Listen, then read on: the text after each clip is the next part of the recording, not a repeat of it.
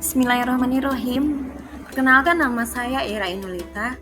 Saya merupakan calon guru penggerak angkatan 10 berasal dari Kabupaten Solok, Provinsi Sumatera Barat. Saat ini saya sedang mengajar di SD Negeri 05 Gugusarai. Baiklah, kali ini kita akan memaparkan tentang jurnal refleksi dwi mingguan pada modul 1.1. Nah, untuk refleksi ini saya menggunakan model 4F, yaitu fact, peristiwa, feeling, perasaan, findings, pembelajaran, and future, penerapan. Oke, kita mulai dari facts atau peristiwa.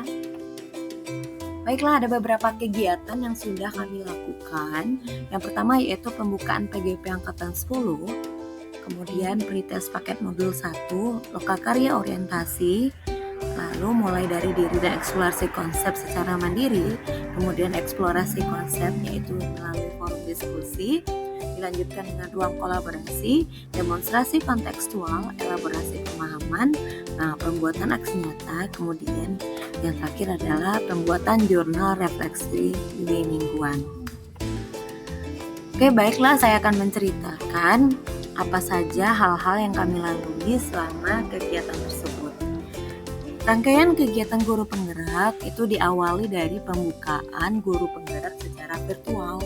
Nah, setelah itu ada pembekalan guru penggerak yang dilaksanakan secara tatap muka di SMP Negeri 5 Gunung Talang pada hari Sabtu, tanggal 23 Maret 2024. Kemudian calon guru penggerak diminta untuk mengakses LMS pada SIM PKB masing-masing.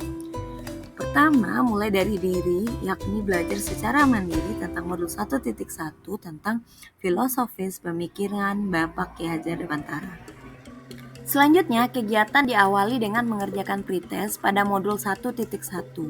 Nah, pada saat itu saya mengerjakan pretest dengan kemampuan awal dan pemahaman yang saya miliki. Jujur, saya mengalami sedikit kesulitan dalam mengerjakan soal pretest tersebut.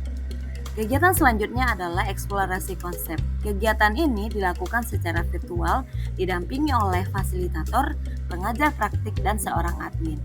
Kegiatan kemudian berlanjut dengan ruang kolaborasi di mana kami diminta untuk membentuk kelompok kecil untuk berdiskusi tentang modul 1.1, kemudian diminta untuk mempresentasikannya dan saling menanggapi satu sama lainnya. Serta kemudian kita diminta untuk mengunggah hasil diskusi pada LMS. Selain bertatap muka secara virtual, kemudian calon guru penggerak juga saling berdiskusi di forum LMS.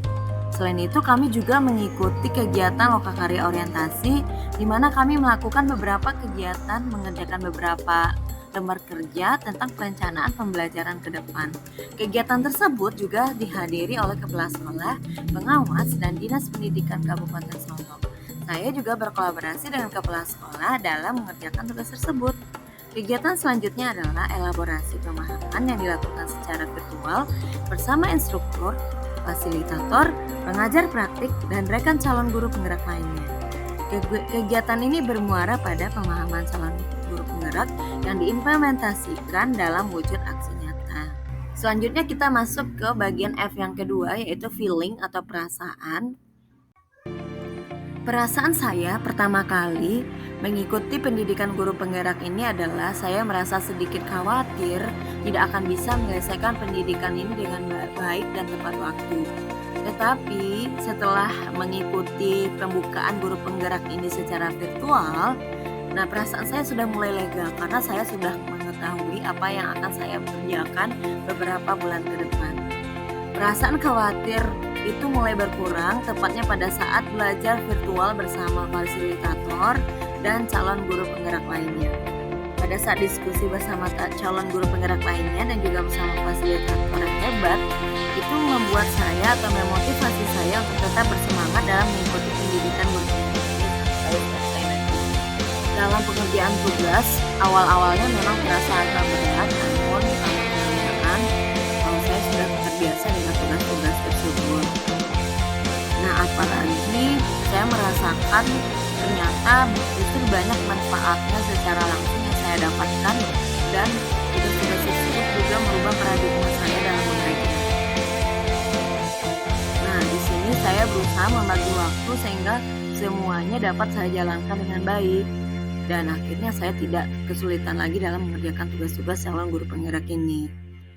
Nah, jadi selain itu tugas sekolah, tugas keluarga, dan beberapa tugas saya yang lain itu juga bisa saya handle dengan baik. Nah, semua itu bisa saya kerjakan berkat bimbingan dari Bapak Fasilitator, Ibu Pengajar Praktik, serta dukungan dari kepala sekolah, rekan guru, keluarga, dan rekan calon guru penggerak lainnya. Nah, kemudian kita masuk ke poin yang F yang ketiga, yaitu finding pembelajaran. Selama mengikuti pendidikan guru penggerak ini, banyak pelajaran yang bisa saya ambil atau yang saya dapatkan, mulai dari akses LMS, diskusi secara virtual, atau membuat tugas secara mandiri, sehingga saya bisa mengaksesnya sendiri dan juga memudahkan calon guru penggerak lain dalam mengikuti aktivitas. Mengikuti pendidikan guru penggerak ini membuat mindset saya lebih terbuka dan menyadari bahwa pembelajaran yang seharusnya dilaksanakan di kelas itu ternyata adalah pembelajaran yang berpusat kepada murid. Semua ilmu tentang filosofis pendidikan Ki Hajar Dewantara itu dapat saya pelajari, saya pahami, saya refleksikan, dan juga saya implementasikan dengan aksi nyata.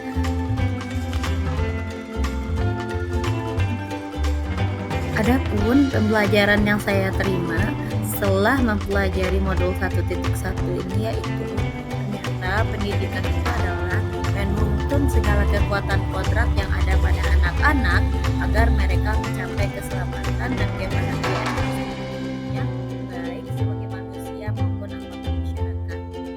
Nah, jadi tugas pendidikan itu adalah hanya sebagai fasilitator mengarahkan dan juga bisa mengimplementasikan semboyan dari Bapak Ki Hajar Dewantara, yaitu Ing Ngarso Sang Tulodo, Ing Madya Mangunkarso Turduri Handayani.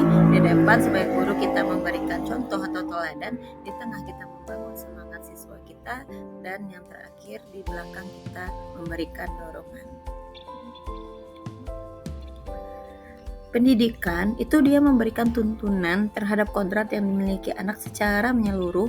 Nah, sementara pengajaran itu merupakan bagian dari pendidikan itu sendiri, yaitu memberikan ilmu yang bermanfaat. Nah, pendidikan itu juga berhamba pada anak. Artinya, semua diupayakan untuk anak didik kita. Kita harus melayaninya, memenuhi kebutuhannya. Nah, sehingga di sini guru tidak menuntut apapun terhadap anak.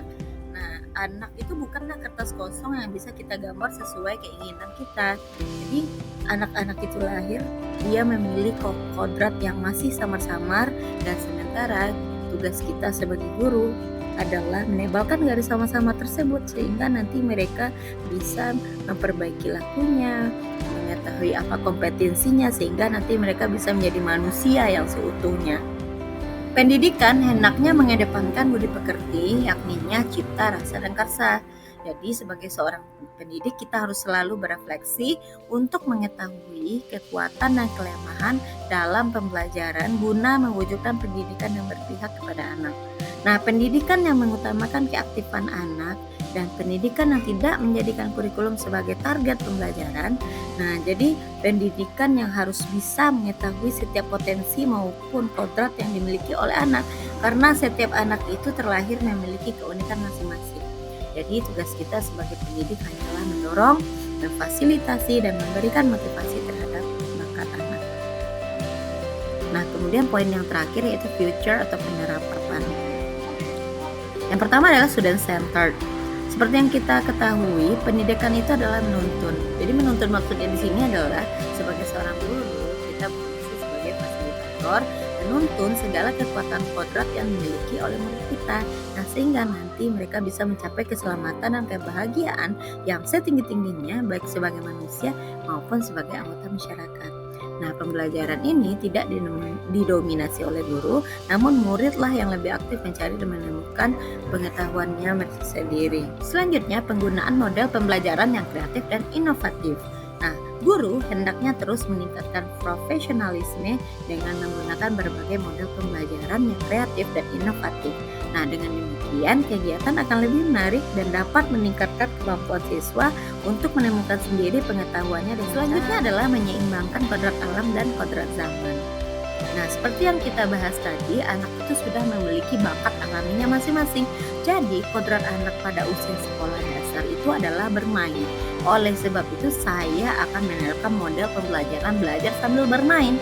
Nah, jadi selain itu, saya juga akan menyesuaikan dengan kodrat zaman, yakni dengan cara menggabungkan pembelajaran dengan teknologi sehingga siswa bisa memiliki kecakapan dalam menggunakan teknologi tersebut. Kemudian pembelajaran berdiferensiasi. Setiap anak memiliki gaya belajarnya masing-masing. Ada yang visual, audio, kinestetik, bahkan gabungan dari gaya belajar tersebut. Nah, dalam pembelajaran, guru harus memenuhi setiap kebutuhan belajar peserta didik dengan memperhatikan gaya belajarnya masing-masing, baik itu dalam konten, proses, maupun produk. Nah, selanjutnya pengembangan bakat anak. Nah, karena setiap anak itu unik dengan bakat dan potensinya masing-masing, jadi tugas kita sebagai guru hanyalah memfasilitasi, mendukung, memberikan dorongan, serta memberikan contoh sehingga bakat tersebut nanti dapat berkembang dan berguna bagi orang. Lalu kemudian ini adalah dokumentasi kegiatan yang sudah kami lakukan. Yang pertama itu adalah pembukaan pendidikan guru penggerak angkatan 10 secara virtual. Lalu kemudian kita diminta mengakses LMS tentang filosofi pendidikan Ki Hajar Dewantara. Lalu dilanjutkan dengan forum diskusi secara virtual dengan Bapak fasilitator kita, Bapak Hendra. Lalu kemudian pembukaan lokakarya atau orientasi lokakarya, lalu kemudian lanjutkan lokakarya yang ada di kelas bersama pengajar praktek, dan yang terakhir itu kemarin itu ada forum diskusi secara virtual bersama instruktur yang berasal dari Lamongan. Baiklah, mungkin itu saja paparan dari saya. Terima kasih sudah menonton. Akhir kata, wabillahi taufiq wal hidayah. Wassalamualaikum warahmatullahi wabarakatuh. Salam guru penggerak.